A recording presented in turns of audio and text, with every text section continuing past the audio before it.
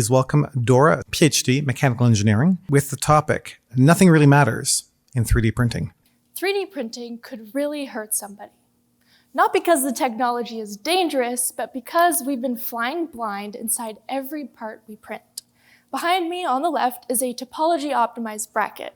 Big words to say software took the chunkier version, lightweighted it, without compromising its strength. And as a result, we get this complex organic tree-like structure that can't really be made any other way other than with 3D printing, layer by layer. So that's what we do. We 3D print it, comes out perfect, we test it in the lab, passes all the tests, and so we send it out to the world as a prosthetic limb on a human. And then the thing breaks, unexpectedly. What we learn here is that 3D printed layers have two critical flaws. First are voids.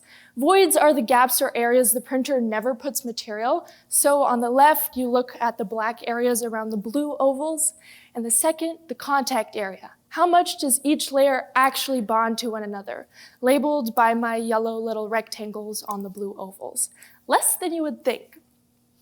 Now, we can't see these things and the printer doesn't warn us when they're there. And as a result, we get a bar graph like what we see on the left. Totally variable performance.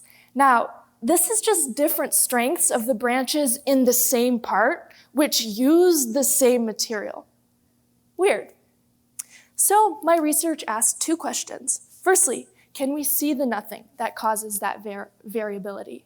Yes. On the right, thankfully, due to some code I spent the last year writing, we can see the nothing, as in the voids, figure out where they are in space, how big they are, and then calculate how much each layer bonds together. So we can predict why and exactly where a part is weak. And second, we asked, can we fix this nothing? And yes, actually, this has been solved like centuries ago by people who build brick walls and make woven fabrics. You don't stack your bricks right on top of each other. You interweave them to interlock them for that strength, same like how you weave your fibers.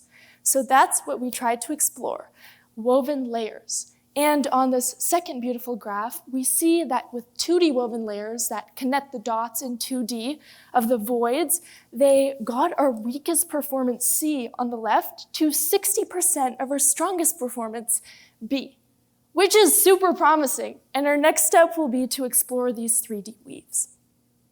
A prosthetic limb does not get a second chance when it breaks. Neither does the human wearing it who got injured as a result. But if we can measure, see, and eliminate the nothing that causes that unpredictable failure, we can build more reliable parts for the people who need it most. Because at the end of the day, the nothing in 3D printing, yeah, it actually matters. Thank you.